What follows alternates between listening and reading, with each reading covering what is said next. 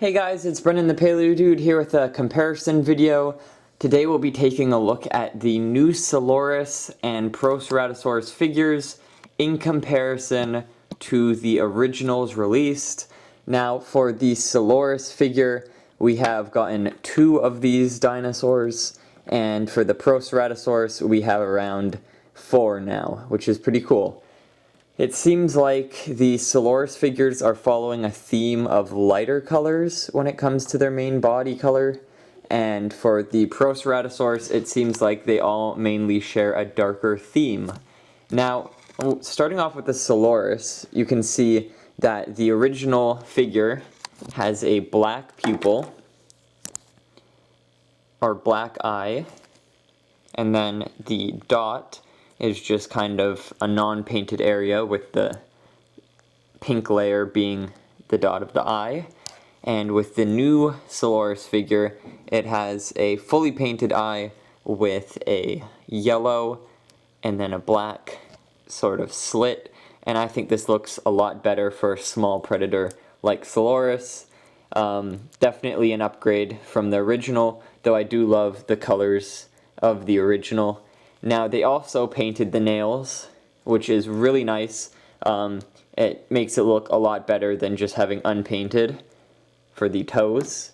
And these guys look like they could be in a pack, possibly having sexual dimorphism, which is when males and females are different colors. Usually males have more elaborate colors to attract the females, or it could just be Dr. Wu making a variety to please fans, or, sorry, audiences, I guess.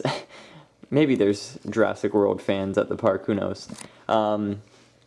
So here we have the Proceratosaurus figures. I'm definitely digging this new style. It's a lot more clean. They didn't spray it on. You can see the paint is very solid for the underbelly color. This is the first one to have a light colored jaw in comparison to the rest of the body.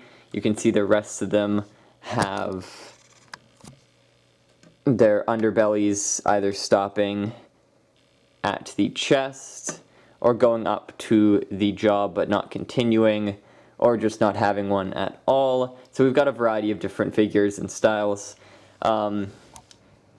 This one stands out a lot because it's got the lighter orange, so you can see it's got a green eye, and the rest have that sort of yellow eye going on. But for this one, it has a dot eye, just like the newer one. See the dots, and the battle damage, along with the original, have slits for pupils. And there we go. So lots of variation among the Proceratosaurus. This one in particular has the dark brown stripe on the back, the lighter color on the belly, and then this orange highlight on the head. And I think that snout is also, this little crest is a different color, which they all kind of have that in common. They also all have a similar go where they have multiple different colors on the body. You can see there's a lighter orange on the top of the head, darker orange, that brown. So they've got a lot going for them. The inside of the mouths also are diverse in different colors. I think each one has a different color, though the most similar ones are the battle damage and the newer Camp Cretaceous one. So basically, to line them up from best to, or in my opinion, best to worst, we'll have the brown last, the first wave, the battle damage, and then this newer guy, just because I love how that ties together with the reds and the purples.